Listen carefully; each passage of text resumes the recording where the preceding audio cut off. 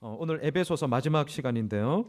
에베소서 6장 19절로 24절의 말씀입니다. 에베소서 6장 19절로 24절의 말씀, 제가 한 절, 여러분들이 한 절 교독하도록 하겠습니다. 에베소서 6장 19절로 24절, 제가 먼저 19절 말씀 읽겠습니다. 또 나를 위하여 구할 것은 내게 말씀을 주사 나로 입을 열어 복음의 비밀을 담대히 알리게 하옵소서 할 것이니,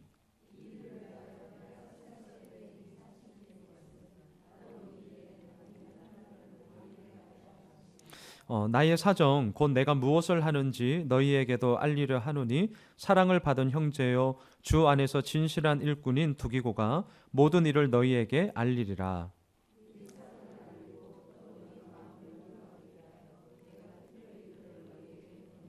아버지 하나님과 주 예수 그리스도께로부터 평안과 믿음을 겸한 사랑이 형제들에게 있을지어다. 우리 주 예수 그리스도를 변함없이 사랑하는 모든 자에게 은혜가 있을지어다. 아멘. 삶이 아무리 어려워도, 낙심과 좌절, 절망과 슬픔이 나를 엄습한다 할지라도 하나님과의 생명의 소통의 그 끈이 있는 자는 결코 무너지지 않습니다. 반면에 삶이 아무리 풍족할지라도 하나님과의 소통이 뚜렷하지 않으면 왠지 모르게 좀 무질서합니다. 그러니까 삶이 정돈되어 있지 않은 것이죠. 기쁨과 감사가 없습니다. 자, 그렇기 때문에 어떠한 상황에서도 하나님과 우리의 사이에 생명을 나누는 소통의 끈이 있어야 되는데, 저는 그 생명을 나누는 소통의 끈을 한마디로 기도다라고 생각을 합니다. 기도. 마태복음 7장 7절에서 예수님이 이렇게 말씀하셨습니다. 구하라, 그리하면 너에게 주실 것이요. 찾아라, 그리하면 찾아낼 것이요. 문을 두드리라, 그러면 열릴 것이다. 자, 여러분, 구하라, 이게 뭐죠? 기도입니다. 찾아라, 이게 뭡니까? 기도예요. 문을 두드려라, 이게 무엇입니까? 기도라니까요. 자, 그만큼 기도는 아주 액티브한 겁니다. 그냥 흘러가는 이야기가 아니라, 그냥 자리 안에서만 머무는 이야기가 아니라 우리 삶의 아주 미묘한 것까지도 세세하게 적용되어질 수 있는 하나님의 그 손길을 경험하는 것이 바로 기도의 자리에 있는 것이죠. 그래서 흔히들 우리가 뭐라고 얘기하죠? 우리가 기도할 때 하나님은 뭐 하십니까? 일하십니다. 우리가 기도할 때 하나님이 일하시는 거죠. 왜? 기도는 하나님과 내가 나누는 생명의 소통의 끈이기 때문입니다. 자, 사도 바울은 이러한 기도의 힘이 얼마나 강력한 것인지를 너무나 잘 알고 있었습니다. 그래서 에베소 성도들을 생각하면서 사도 바울은 늘 이렇게 기도를 했습니다. 앞에 스크린을 한번 보시죠. 에베소서 1장 16절의 말씀인데요. 사도 바울의 기도가 이러했습니다. 같이 읽겠습니다. 내가 기도할 때에 기억하며 너희로 말미암아 감사하기를 그치지 아니하고. 자, 보시면 기억과 감사가 사도 바울의 기도에는 늘 있었습니다. 자, 기억 뭡니까? 잊지 않고 생각한다는 것이죠. 기억 무엇입니까? 새로운 것에 대한 갈망이 아니에요. 내게 필요한 것을 달라고 하는 간구도 아닙니다. 기억이라는 것은 이미 내게 주신 것, 이미 내게 베풀어 주신 삶에 대한 성찰이요 돌아봄, 이것이 바로 기억이라는 거죠. 기억. 여러분, 기억하는 기도 진짜 중요합니다. 우리의 모든 기도에 보면 대부분은 사실은 간구하는 기도죠. 달라고, 나의 필요에 대해서 채워달라고. 물론 중요합니다. 또한 하셔야 합니다. 하지만 오늘 이 본문을 통하여서 하나만 더 우리가 좀 구비하면 좋겠습니다. 기억하는 기도. 여러분, 지금 우리가 이 자리에 오기까지 한번 잘 돌아보십시오. 예수 그리스도가 내 삶의 주인입니다라고 고백하는 자인 이상은 분명히 이미 우리들 삶 가운데 하나님께서 말씀해 주신 그 말씀이 있어요. 있다니까요. 우리를 너무 가소평가하지 마십시오. 물론 그렇다고 가대평가할 것도 없습니다. 있는 그대로 가시는 거예요. 이미 내 삶 속에 하나님께서 주신 말씀이 있다니까요. 때로는 섬광처럼 내가 전혀 깨닫지 못했던 것들이 깨달아지면서 그 내 심령 깊숙이 하나님의 말씀이 움직여지고, 그 깊숙이 있는 하나님의 말씀으로 말미암아 내가 온전하게 서할 수 있는 그 힘, 그 경험들이 이미 우리들에게 있습니다. 그걸 잊으시면 안 되는 거예요. 우리는 너무 쉽게 잊어버려요.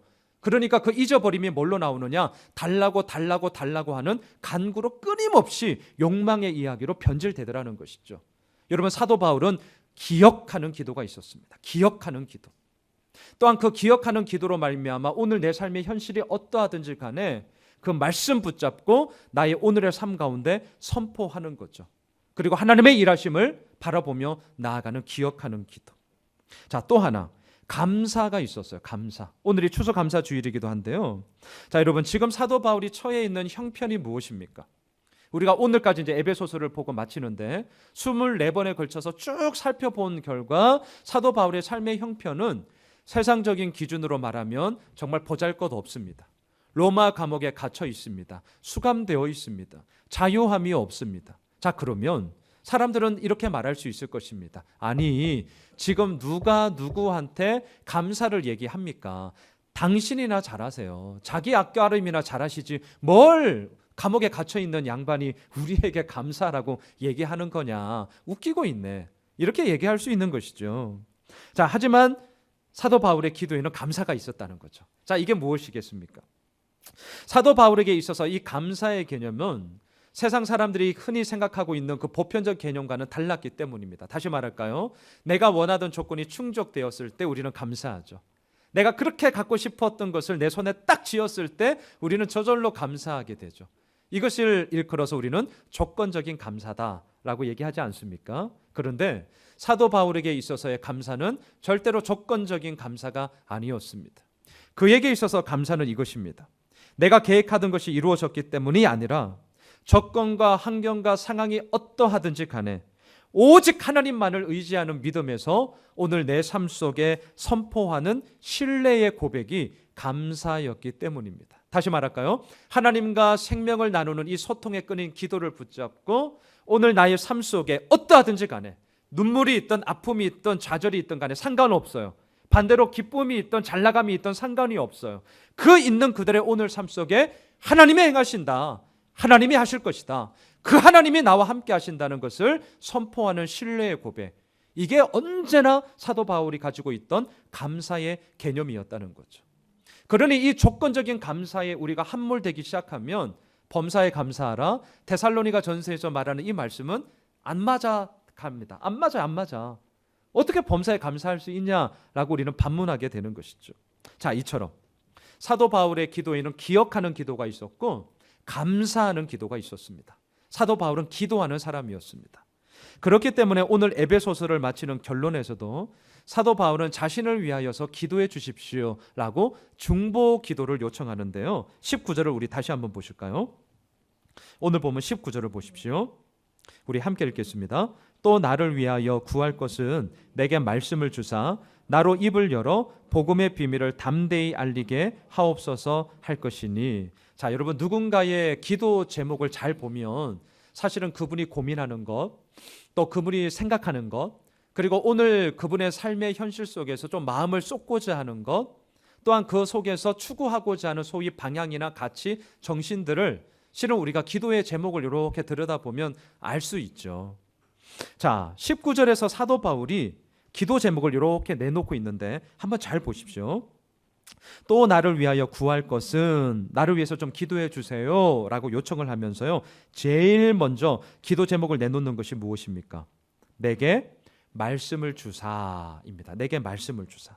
자, 저를 보세요. 우리가 지금 에베소서를 쭉 보면서 사도 바울이 처해 있던 상황과 환경을 한번 잘 들여다보십시오. 감사함이 넘치던 것이 아니었고요, 기쁨이 늘 있었던 곳만 아니었고요, 풍성함, 자유함, 또한 그 가운데서 승리의 이야기만 늘 있었던 것이 아닙니다. 사도 바울이 사역했던 현장은 그런 것이 아니에요. 사도 바울이 사역했던 현장에는 뭐만 있었느냐? 온갖 비난과 모욕으로 가득 차 있었죠.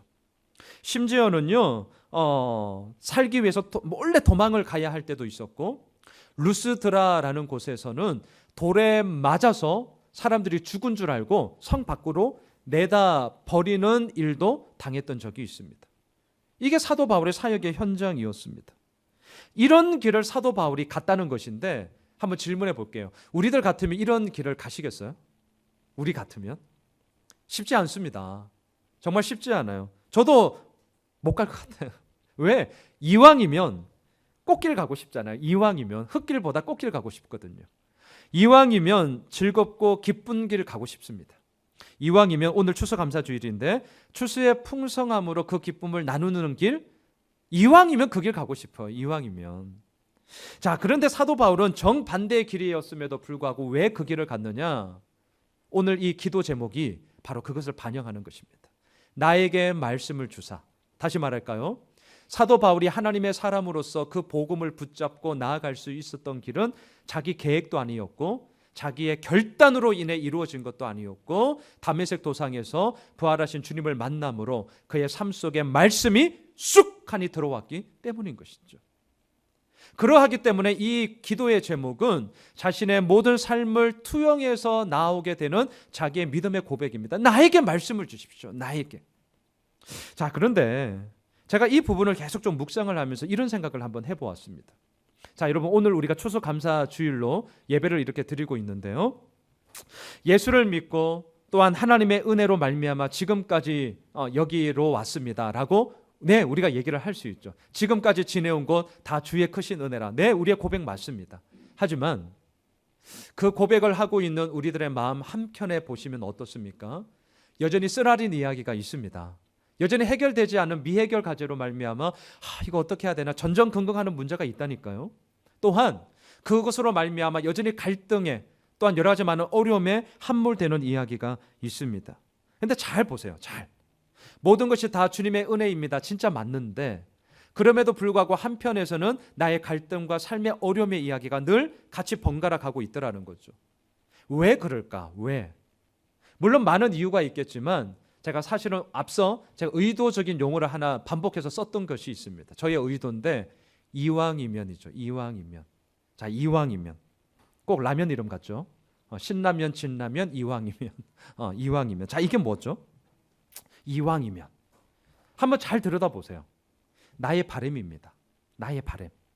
자, 이왕이면 이게 뭐죠? 그동안 내가 경험했고 내가 알고 있는 지식을 갖고 있습니다. 우리는 갖고 있습니다. 우리는 백지 상태가 아닙니다. 저도 마찬가지입니다. 그동안 제가 경험했고 제가 배웠던 지식이 저에게 있어요. 자, 그러다 보니까 이렇게 하면 적어도 이 정도는 되어야 하는데 라는 나의 그림과 나의 전제가 있다는 거죠.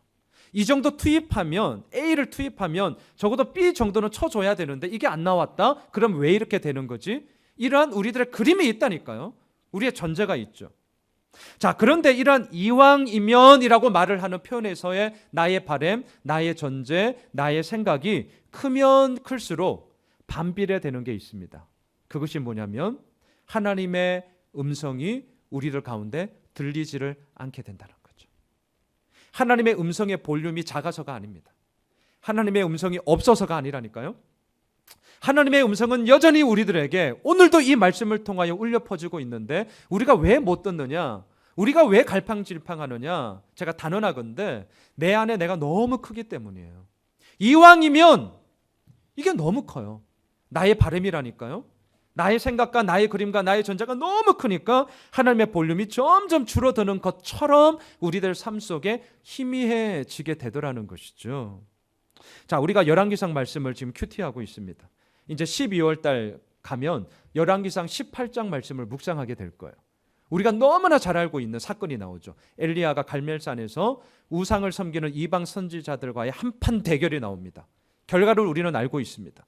하늘에서 불이 내림으로 말미암아 승리를 거두었습니다. 자, 승리를 거둔 엘리야. 자, 보세요. 열왕기상 18장에서 그렇게 큰 승리를 거두었어요. 그렇다면 우리가 이제 보편적으로 상식선에서 생각해 보자고요. 그 승리를 거둔 이후 19장에서 어떤 일들이 펼쳐져야 우리의 상식에는 맞는 것이죠? 자, 승리를 했으니까 뭐 하시렵니까, 여러분들? 파티해야죠. 아니, 당연히 승리했는데, 아니, 우리 자식 좋은 대학 가고, 뭐 좋은 직장 취업하고, 다 부모의 바람이잖아요. 자, 그러면 파티해야죠. 왜? 그 기쁨을 함께 나누면서 하나님께서 이렇게 우리들에게 복 주셨다고 얼마든지 그렇게 할 수 있는 것 아니에요? 아니면 뭐 하시겠습니까? 이스라엘 전역에 펼쳐져 있는 우상들을 다 제거하고 우상 섬기던 이방 선지자들 다 진멸할 수 있는 것이죠. 왜? 승리했으니까. 또 뭐 어떻게 하면 좋을까요? 이런 것도 있겠죠. 엘리야를 중심으로 흐트러졌던 이 영적 질서를 딱 잡고 다 모이라고. 우리가 그동안 잘못하고 그릇되게 살았던 것 우리 회개하고 영적 대가성 집회 가지자고. 우리 회개 운동 펼치자고. 이게 뭐였냐고. 우리 다시금 하나님 앞에 온전히 거하는 삶을 우리 결단하며 하나님의 은혜를 구하자고.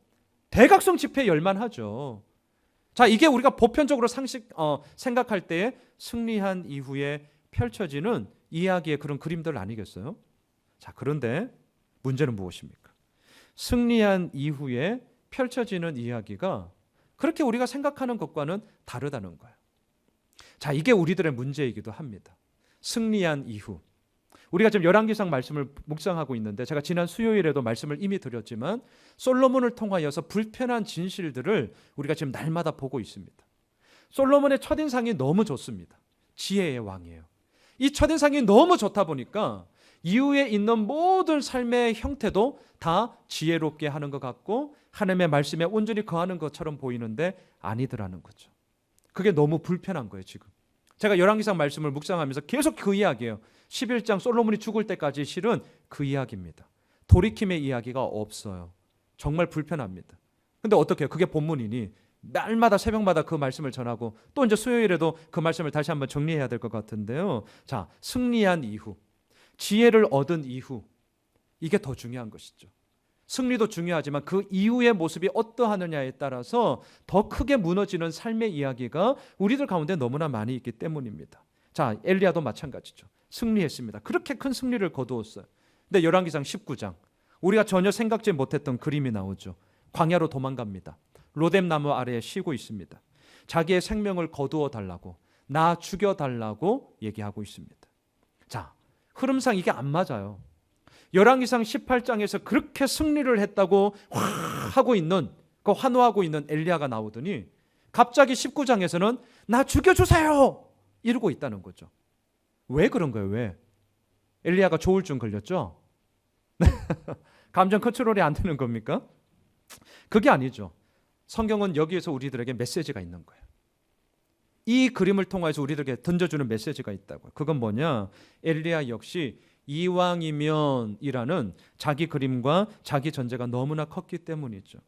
다시 말할까요? 850대 1에 이 영적 대결에서 승리를 거두니까 이제부터는 꽃길만 있을 거라는 자기 생각이 어김없이 엘리야에게 들어온 것입니다. 감히 누가 나를 건드려? 나 엘리야야. 나 엘리야라고. 이 한마디에 모든 이스라엘 백성들이 무릎을 꿇고 그 엘리야를 통하여서 하나님을 바라보게 되고 또한 그 엘리야를 통하여서 하나님께서 자신의 모든 삶을 인도해 주시는 메시지가 선포될 것이라고, 그런 그림으로 펼쳐질 것이라고 엘리야는 생각했기 때문입니다. 그런데 이거는 어디까지나 자기 생각이었죠. 자기 그림이었죠. 현실은 달랐습니다. 앞에 스크린을 보시죠. 열왕기상 19장 2절인데요. 이러한 현실 속에 엘리야가 무너진 거예요. 같이 읽을까요? 이세벨이 사신을 엘리야에게 보내어 이르되 내가 내일 이맘때에는 반드시 내 생명을 저 사람들 중 한 사람의 생명과 같게 하리라.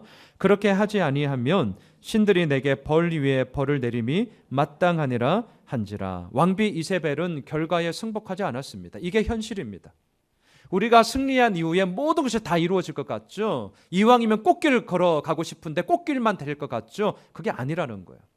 이게 지금 열왕기상이 우리들에게 보여주는 메시지입니다. 뭐라고 얘기합니까? 오히려 내일 이맘때에 내가 너 반드시 죽여버릴 거야. 내가 너 안 죽이면 내가 믿고 있는 신에게 내가 벌 위에 벌을 받을 거다. 내가 너 반드시 죽여버린다. 아예 선전포고를 해버립니다. 이 말에 엘리야가 멘붕에 빠지는 거죠. 왜? 자기가 생각했던 그림과는 완전히 다른 거예요. 꽃길 갈 줄 알았다니까요. 모든 사람들이 무릎을 꿇고 자기 앞에 나와 하나님 앞에 회개하며 영적 대가성 집회를 펼칠 줄 알았는데 이게 무슨 일입니까? 자기를 죽인다는 거예요. 이것이 해석이 되지 않자 엘리야는 광야로 나간 것이죠. 아무것도 없는 곳에 나간 것이죠. 그리고 자기를 죽여달라고 기도하고 있습니다. 자, 그런데 나중을 한번 보십시오. 더 중요한 것. 그러했던 엘리야가 다시금 일어서요. 그 일어선 계기가 무엇이냐? 앞에 다시 한번 스크린을 보시죠.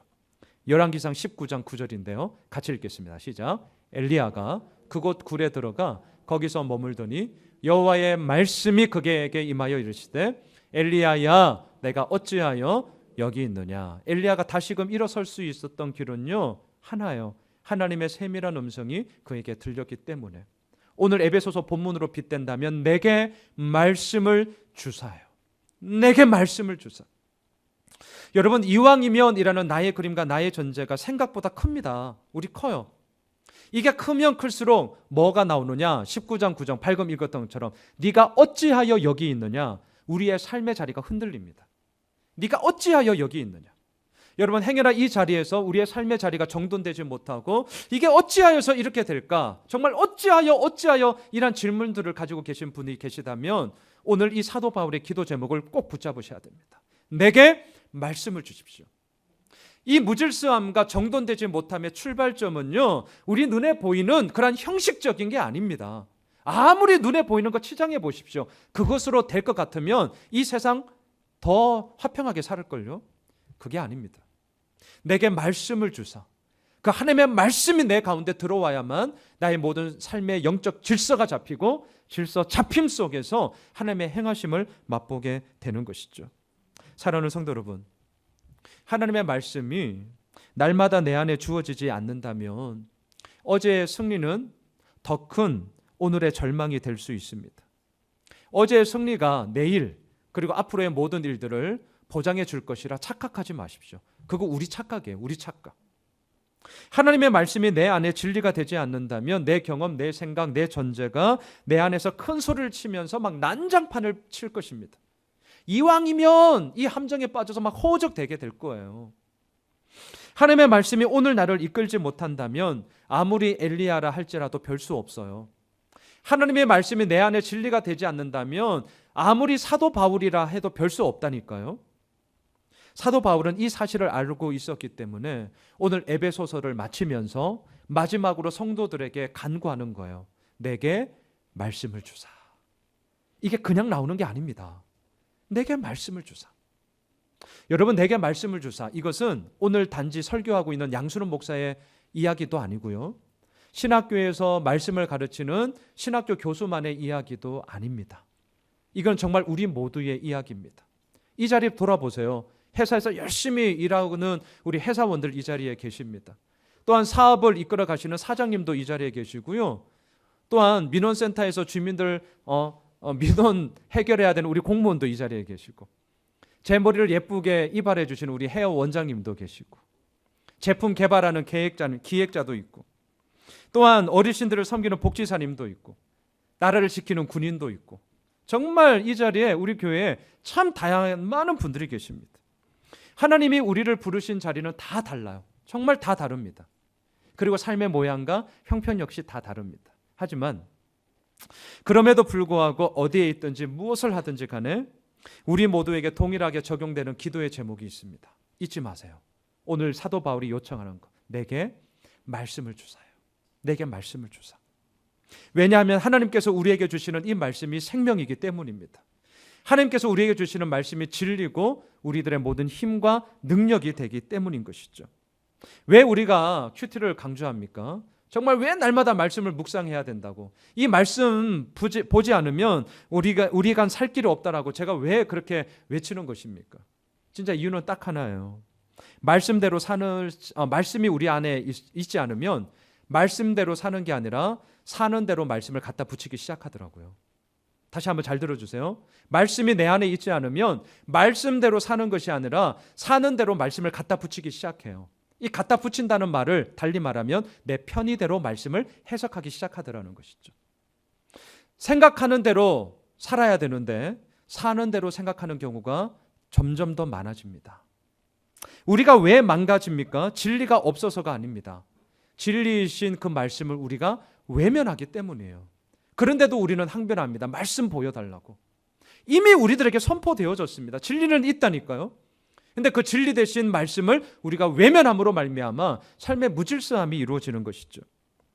우리 안에 끝없이 발생하는 우리의 탐욕과 욕망을 한번 잘 들여다보십시오. 어떻게 이것을 다스릴 수 있나요? 세상은 흔히들 이렇게 얘기하더라고요. 참아라. 참아라. 인내는 쓰고 열매는 달아. 고진감래. 무엇입니까? 쓴 것 다 끝나면 이제 단 거 올 거니까 조금만 더 참아. 물론 참아야 할 때도 있고요. 버텨야 할 때 물론 있습니다. 하지만 우리는 그 앞서 묻는 것이죠. 하나님, 이 버팀이 정말 하나님께서 이루어 나가시는 버팀 때문에 있는 것인지 아니면 나의 인간적인 깡다구로 내가 지금 버티고 자빠지고 있는지 물으셔야죠. 버텨야 된다면, 기다려야 된다면 그게 우리들 삶 가운데 선행되어야 하는 것 아니겠습니까? 우리의 의지를 향하여서 아무리 참아야 된다 해보십시오. 결과는 뭔 줄 아세요? 화병 나요. 화병. 막 속 터져요. 문제가 해결되지 않습니다. 여러분, 우리의 의지로 인생의 문제를 풀 것 같으면 아주 심플하게 예수님을 왜 믿습니까? 우리의 의지로 모든 문제를 해결할 것 같으면 예수 안 믿어도 돼요. 반대로 우리가 예수를 왜 믿습니까? 우리의 의지로 해결할 수 없는 것이 우리의 삶이다 라는 것을 고백하기 때문에 우리가 예수를 믿는 것이죠. 그리고 그 고백이 오늘 이 자리에 있는 우리 모두의 고백이 아니겠습니까? 정말 내 힘으로는 할 수 없어. 이것이 나에게 진짜가 될 때 우리들 삶 가운데서 고백되어지는 것이 있습니다. 하나님이 이렇게 하시는구나. 하나님이 이렇게 하시는구나. 나의 나됨을 바라볼 때 하나님의 하나님 되심이 더욱더 선명해지게 되는 것이죠. 오늘 우리가 제자반에서 나누는 내용인데요, 하나님을 경험하는 삶에 이런 내용이 있습니다. 위조 지폐를 감식하는 훈련을 해요. 위조 지폐가 뭔지 아닌지 이렇게 감별하는 훈련을 하는데, 그 훈련의 내용을 보면 이렇게 해요. 지금까지 가짜로 만들어진 위조 지폐는 이런 종류들이 있으니까 잘 알아두시고, 또 많은 사람들이 위조 지폐를 만들 때 이런 패턴으로 만드니까 이 패턴들을 좀 잘 익혀서 감별할 때 잘 써먹으십시오 라고 가르치지 않는다는 거예요. 다시요. 위조 지폐가 이러니 저러니, 이런 모양이니 저런 모양이니, 이런 패턴으로 생겨지는 게 맞느니 라는 위조 지폐에 대해서 단 하나도 가르치지 않는다는 거예요. 뭐만 가르치는 줄 아세요? 진짜 지폐만 보는 거예요. 진짜 지폐만. 아주 중요한 인사이트가 여기 있어요. 진짜 지폐가 어떻게 만들어졌고, 진짜 지폐가 어떠한 모양으로 구성되어졌고 있고, 진짜 지폐가 어떠한지를 계속 보는 거예요. 몇 날 며칠을, 몇 달을 계속 진짜 지폐만. 자, 그리고 나서 소정의 훈련을 마쳤습니다. 자, 그 사람에게 이제 지폐를 감별하는데 중간중간에 이제 위조 지폐를 이제 끼워 넣죠. 그 사람이 이렇게 감별을 하다가 어떤 거는 정말 이거는 이게 잘못되었네, 정확하게 딱 꼬집어서 이거 위조 지폐야 걸르기도 하고요. 또 이런 거 있잖아요. 우리들에게 감이 있죠. 감이란 게 있어요. 어떤 위조 지폐는 내가 정확하게 꼬집지는 못하겠지만 뭔가 감이 안 좋아. 그럼 빼놓는 거죠. 그리고 나중에 더 정밀한 기계로 감식을 딱 하면 거의 100% 맞아떨어진다는 거예요. 자, 이게 지금 뭘 우리들에게 얘기하고 있습니까? 진짜에 미치지 못하는 것은 가짜라는 거예요. 다시 말할까요? 가짜에 시간을 허비할 필요가 없다는 거죠. 가짜에 우리의 마음과 생각을 맡길 필요가 없다는 겁니다.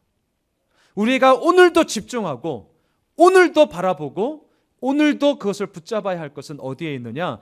진짜를 보라는 거예요. 진짜. 그 진짜가 뭡니까? 사도 바울은 오늘 기도 제목에 담은 거예요. 내게 말씀을 주사. 내게 말씀을 주사. 여러분, 우리의 삶에 어지러움이 있으십니까? 정말 우리의 삶에 여전히 많은 기도의 제목들로 인하여서 눈물 겸과 한숨심이 있습니까?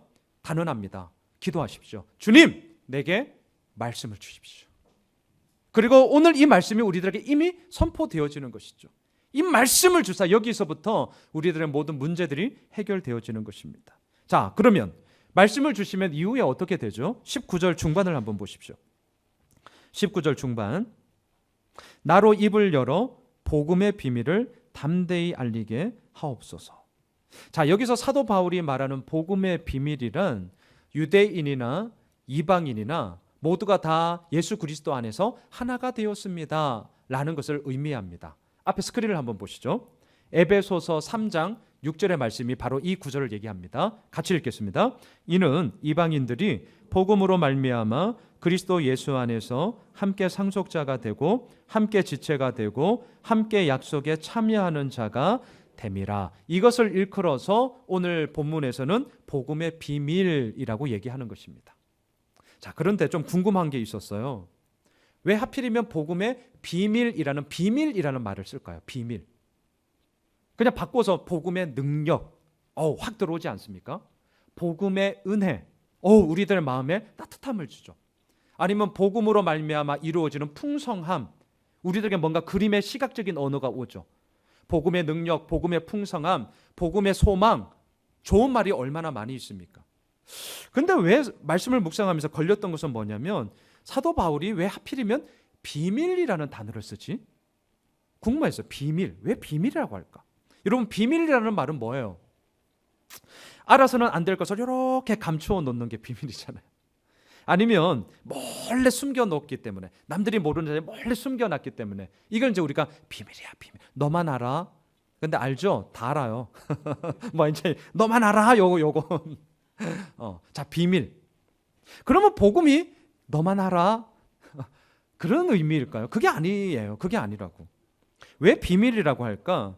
제가 묵상하냐 답을 좀 말씀을 드린다면, 이것은요, 내 생각, 내 전제, 내 그림이 너무나 크고 너무나 꽉 차 있어서 아무리 진리의 말씀을 얘기해도 알아먹지를 못하는 우리들의 연약함 때문에 비밀이라는 말을 쓰더라고요. 자, 다시 말해볼게요. 겉으로는 우리가 때로는 듣는 것 같아요. 때로는 여러분 저를 보세요. 이렇게 할 때 이제 저를 보는 것 같지만 눈은 저를 보는데 생각은 딴 데 가 있는 경우가 많죠. 아이들은 진짜 정직해요. 지금 우리 중고등부 예배, 예단부 예배, 유치부 예배 드리는데 전도사님들 또 우리 중고등부 목사님이 힘겨워하는 건 뭐냐? 안 듣는다는 거죠. 왜? 길어지면 이제 몸이 막 꼬이면서 머리 푹 숙이면서 이렇게 되죠. 근데 어른들은 어떨까요? 다 저를 보지만 저도 종종 그렇지만 보는데 안 봐. 듣는데 안 듣는 경우가 훨씬 더는 제가 좀 강한 거고요. 그럴 때가 있죠. 저도 그렇거든요. 자, 이게 뭔 얘기하죠? 그래서 비밀이라는 거예요. 다시 말할게요. 사도 바울은 예수를 만나기 전에 이 진리의 말씀을 들어도 몰랐어요. 보아도 몰랐어요. 이게 비밀이었다는 거예요. 유대인들의 전통과 율법에 꽉 차 있었어요. 그러니 예수를 만나기 전 사도 바울은 그의 정신과 그의 생각은 유대인들의 사고로 꽉 차 있게 당연한 거죠. 그래서 예수님을 뭐라고 합니까? 하나님의 아들이라고 뻥쳤던 신성모독한 한 인간일 뿐이야. 그래서 십자가에 죽인 거야 라고 생각을 했습니다. 또한 그 생각을 갖고 있다 보니 예수를 따르는 모든 믿는 자들을 다 핍박한 것 아닙니까? 스데반의 순교 현장에 사도 바울이 있었던 것 아닙니까? 또한 대제사장의 공문을 딱 가지고 다메섹에 왜 갑니까? 다메섹에 있는 그리스도인들을 잡아 죽이려고, 핍박하려고 그 길 간 것 아닙니까? 왜? 예수 그리스도의 복음이 그의 안에 없었을 때 이런 모습이었죠. 자, 그런데 놀라운 게 뭐죠? 바로 그렇게 예수 믿는 자들을 잡아 죽이려고 가던 그 길 속에 다메섹 도상 가운데 부활하신 주님을 만나자 180도 완전히 바뀌게 된 것이죠. 그동안 자기가 알고 있던 이 모든 지식과 가치와 정신들이 완전히 바뀌어져 하나님의 말씀하심이 무엇인지를 깨닫게 된 것입니다. 아하! 와, 이게 비밀이었구나. 네, 그것입니다. 우리 안에 나의 그림이 있어요. 이왕이면 이라는 함정이 늘 있다니까요. 저도 있습니다. 이왕이면 교회 개척했는데 잘 되는 거, 네, 저 꿈꾸고 기도합니다. 하지만 그 함정에 제가 빠지기 시작하는 한 저는 저의 삶 속에 감사 없어요. 능력? 말도 안 되죠. 기쁨? 온데간데 없다니까요. 그게 우리의 삶에 피나는 정말 분투나는 싸움의 이야기 아니겠습니까? 자, 이 놀라운 비밀을 사도 바울이 알게 되었습니다. 그러니 어찌 가만히 있을 수 있겠냐고요. 핍박과 박해가 있다 할지라도 그 길 가는 것입니다. 20절을 보세요. 20절. 그래서 사도 바울이 이렇게 얘기하는 것입니다. 같이 읽겠습니다. 이 일을 위하여 내가 쇠사슬에 매인 사신이 된 것은 나로 이 일에 당연히 할 말을 담대히 하게 하려 하심이라. 20절에 보시면 아주 강렬한 표현이 하나 나오죠. 오늘 제가 말씀의 제목도 그래서 쇠사슬에 매인 사신이라고 오늘 말씀의 제목을 정했습니다. 자, 들어보세요. 쇠사슬, 이게 헬라어로는요 할리시스라는 단어인데요, 그 당시 쓰임새를 보니까 아주 재밌는 게 있었어요. 우리가 흔히들 생각하는 쇠사슬 하면 지금 어떤 그림이 그리세요? 아주 무겁고 둔톡한 금속이 우리 몸을 막 이렇게 징징 묶어서 축 늘어지게 무겁게 하는, 말 그대로 쇠사슬, 이 그림이 딱 그려지잖아요. 그런데 아주 좀 재밌었던 것은 뭐냐면 그 당시 사람들이 쓰던 이 할리시스라는 이 쇠사슬이라는 표현에는 다른 게 있었어요. 그게 뭐냐면 이것입니다. 아주 부유한 여성들이나 아주 고관 대작들, 남성들이 다른 사람들 앞에 모이는 공식 모임에 갈 때 어떻게 합니까? 치장을 하기 시작해요. 목에는 막 번쩍번쩍하는 보석과 함께 금 목걸이. 남성들도 마찬가지였습니다. 이렇게 손목에, 요즘은 시계잖아요. 저 걸치는 걸 싫어해가지고 아무것도 안 걸치는데 시계 막 금 손목걸이, 이런 것들을 막 치장하면서 갔어요. 자, 그때 그런 목걸이, 이런 고리들을 일컬어서 무슨 단어를 썼냐? 오늘 요 본문의 단어를 썼어요. 할리시스. 더 나아가서 나라에 큰 행사가 있습니다. 오늘날로 말할까요? 올림픽이나 월드컵 경기가 있어요. 그러면 각 나라에서 축하 사절단이 오죠. 자, 사신들이 왔습니다. 그때 이들 역시 그냥 오는 것이 아니라 가장 치장할 수 있는 예쁜, 아주 그냥 값비싼 보석들을 치장하면서 와요. 그것은 단지 자기만 온 것이 아니라 자신의 나라를 대표하기 때문에 우리나라가 이처럼 잘 먹고 잘 산다, 우리나라 힘 있어, 우리나라 얕보지 마라, 이런 의미로서 치장을 하고 온다고요. 그때 치장했던 모든 장식품을 일컬어서 오늘 본문에 쓰였던 할리시스라는 단어를 썼다는 겁니다. 자, 그럼 저를 보세요. 여기서 이제 중요한 의미가 있습니다. 왜 사도 바울이 이 할리시스라는 단어를 썼냐는 거죠. 사도 바울의 의도가 보이셔야 돼요. 두 가지입니다. 첫째, 물론 내가 감옥에 갇혀 있다라는 이미지를, 그 그림을 그려주는 거죠. 쇠사슬. 근데 더 중요한 게 있습니다. 두 번째, 그게 뭐냐면 자신이 죄를 지었기 때문에 지금 범죄자로서 수감되어 있는 것이 아니라, 잘 들어주세요, 하나님의 나라를 대표하는 사신으로서 내가 지금 여기 있다라는 거예요. 나 범죄자 아니다. 나 죄를 지어서 수감당한 죄수가 아니다. 나는 하나님의 나라를 대표하는 사신으로서 지금 이 자리에 있는 거다라는 자기의 아이덴티티를 쇠사슬의 메인 사신이라는 단어를 통해 외치고 있는 것입니다. 지금의 이 쇠사슬은 자신을 억압하는 쇠사슬이 아니라 하나님의 나라를 이 땅 가운데 선포하는 믿음의 증거로서 내가 갖고 있는 나의 자랑이다 라는 의미예요. 나의 자랑.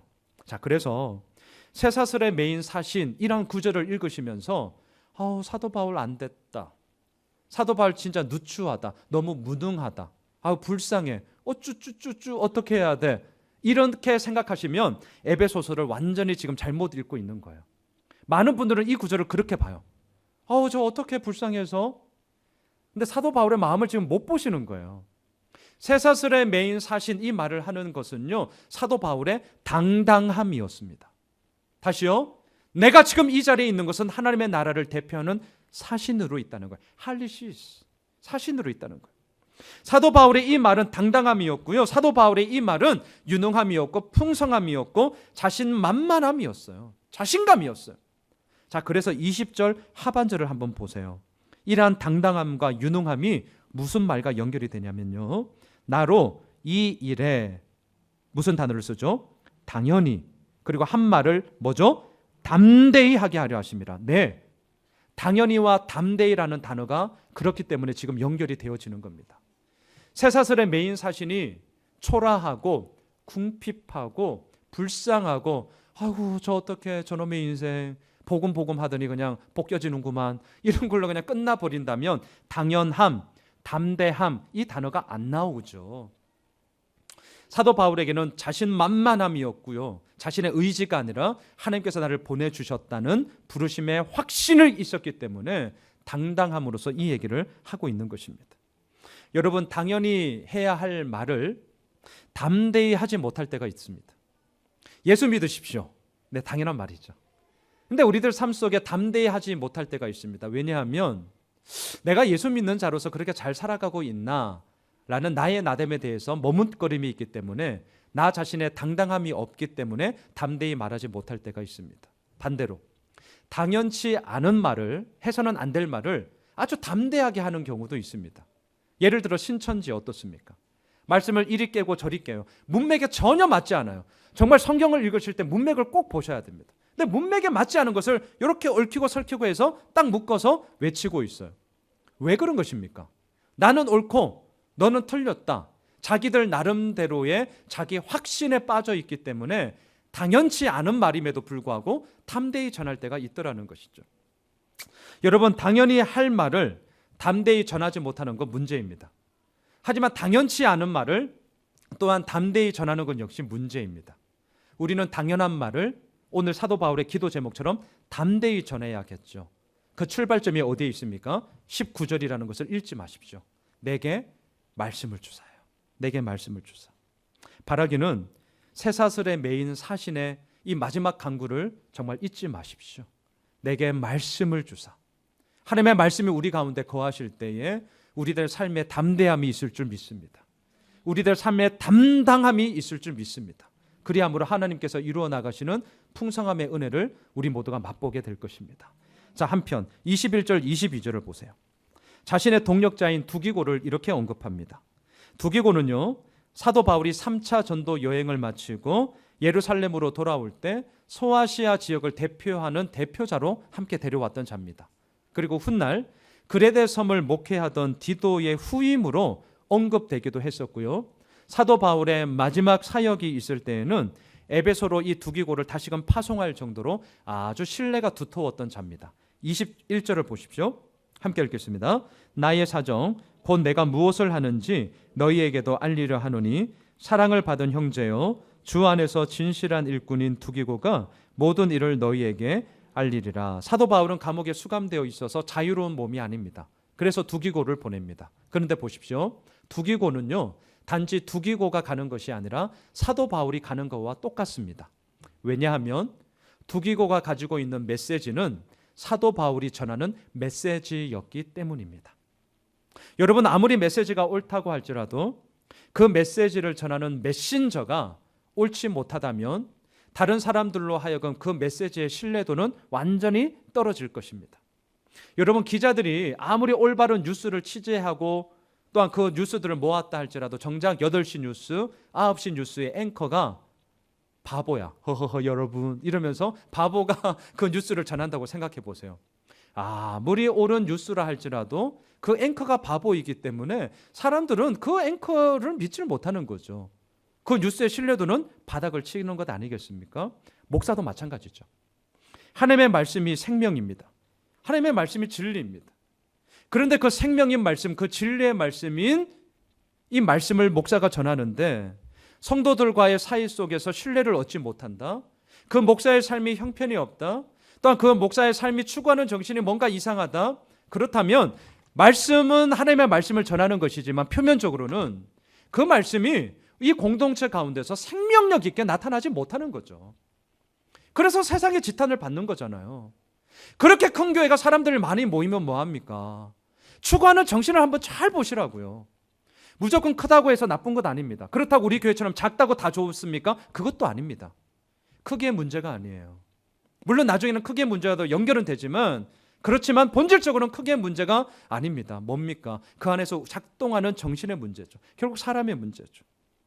내가 신뢰를 받지 못한다면 아무리 하나님의 말씀을 전한다 할지라도 그 말씀은 신뢰도는 떨어지고 생명력은 사라지는 것입니다. 마침 그것처럼 오늘 두기고가 사도 바울을 대신하여서 갑니다. 두기고는 도대체 어떤 사람이었습니까? 우리가 성경을 통해서 자세하게는 모릅니다. 하지만 오늘 보면 21절을 보면 두 가지를 얘기합니다. 첫 번째, 두기고는 어떤 사람입니까? 사랑을 받았던 형제입니다. 또한 두 번째, 두기고는 어떤 사람입니까? 주 안에서 진실한 일꾼이었습니다. 그래서 두기고를 보낼 수 있었죠. 자, 들어보세요. 사랑을 받은 형제였다. 주 안에서 진실한 일꾼이었다. 이 말이 오늘 22절에 보면 되게 놀라운 말과 연결이 되어집니다. 자, 22절을 읽으십시다. 22절 시작. 우리 사정을 알리고 또 너희 마음을 위로하기 위하여 내가 특별히 그를 너희에게 보내었노라. 자, 위로라는 단어와 연결되어집니다. 사람들의 상처받음, 아픈 마음을 따뜻하게 안아주는 위로. 자, 우리는 다 위로를 하고 싶습니다. 그리고 마음을 위로한다는 것 엄청난 능력이고 참 은사입니다. 근데 이런 위로가 어디서부터 오십니까? 자, 오늘 보면 21절, 22절에 너무나 정확해요. 이 위로는 어디서부터 오는 줄 아세요? 첫째, 사랑을 받은 형제여야 합니다. 내가 사랑을 받아야 돼요. 사랑받음이 있을 때에 사랑을 내어줌이 있더라고요. 고기도 먹어본 놈이 먹는다면서요. 왜? 맛을 아니까. 놀아본 놈이 놀지 평상시에 놀지 못했던 사람에게 돈 주고 시간 줘도 못 놀아요. 뭔가 좀 비유가 약간은 좀 그러네요. 자, 이처럼 사랑을 받은 사람이, 풍성한 사랑을 받은 사람이 그 사랑을 흘려보내요. 그 흘려보냄이 무엇으로 나타납니까? 위로로 나타난다는 거죠. 또한 위로는 어디서부터 나옵니까? 주 안에 있는 진실함이죠. 진실함. 왜냐하면 가식이 아니라, 가식 떨면 결국 우리는 압니다. 처음에는 잘 모를 수 있습니다. 하지만 시간이 지나니까 알더라고요. 결국 저게 가식이었구나. 그냥 겸손 뜨는 거였구나. 아우 그냥 예의상 멘트였는데 내가 너무 그걸 깊게 받아들였구나. 뭐 이런 것들. 자, 사람의 눈물에 함께 울고 사람의 기쁨에 함께 즐거워하는 그 진실됨. 그 진실됨 속에 결국 뭐가 나오느냐? 위로가 나오더라고요. 두기고의 삶이 구체적으로 어떤지는 몰라요. 성경이 말하지 않으니까. 하지만 너무나 큰 메시지를 보게 되는 것입니다. 사랑을 받음, 주 안에서의 그 진실됨, 이게 사람들에게 위로가 되는 것이지 다른 그 어떤 것으로 미사역으로 그때는 그냥 그 기분을 좋게는 할지는 모르는지언정 진정한 위로가 되는 것은 아니구나. 진실됨, 사랑을 받음이 내 삶 속에 있어야 되는 거구나. 그것을 보게 됩니다. 말씀을 정리하겠습니다. 오늘은 추수감사주일입니다. 세상은 추수하는 것이 감사가 될 수 있는 조건에 대해서 언제나 이렇게 얘기합니다. 너 얼마나 많이 거뒀니? 야, 적어도 남들보다는 그래도 좀 더 많이 거둬야 그 감사가 아니겠어? 무슨 말이죠? 추수한 결과를 따져서 감사하냐 못하냐에 대한 이야기를 세상은 오늘도 우리들에게 얘기합니다. 하지만 예수님은 이렇게 말씀하시더라고요. 자, 앞에 스크린을 보실까요? 요한복음 12장 24절입니다. 같이 읽겠습니다. 내가 진실로 진실로 너희에게 이르노니 한 알의 밀이 땅에 떨어져 죽지 아니하면 한 알 그대로 있고 죽으면 많은 열매를 맺느니라. 얼마를 거두었느냐? 남들보다 많이 거두었느냐? 예수님은 그렇게 말씀하신 적이 단 한 번도 없습니다. 예수님이 말씀하신 것은 딱 하나요. 나를 먹어라. 나를 마셔라. 나를 주노라. 내가 죽어야 그래야 수많은 열매들을 맺을 수 있어. 추수의 씨앗으로 예수님은 언제나 자신을 우리들에게 주셨습니다. 바라기는 추수감사주의를 맞아 그리고 오늘 이제 에베소서 강해를 마칩니다. 이 에베소서 강해를 마치면서 자신을 추수할 씨앗으로 내어주신 예수님을 우리 다시 한번 바라보기를 원합니다. 오늘 이 사도 바울의 기도 제목 잊지 마십시오. 내게 말씀을 주사. 이번 한 주간 우리가 어디에 있든지 무엇을 하든지 가장 첫 번째 기도 제목으로 우리 다 함께 내게 말씀을 주사가 되십시다. 내게 말씀을 주사. 그 말씀이 우리들 가운데 진리가 되고 그 진리 되신 말씀이 우리를 움직일 때 저는 확신합니다. 하나님의 나라가 우리를 통하여 증거될 것입니다. 하나님께서 이루어 주시는 진정한 감사가 조건의 감사가 아니라 하나님의 생명이 하나님의 미랄이 되어 떨어져 죽음과 그 죽음이 영원한 죽음이 아니라 부활의 기쁨으로 다시금 생명을 낳은 것처럼 우리들을 통하여 반드시 그 일을 이루실 것입니다. 잊지 마십시오. 내게 말씀을 주사.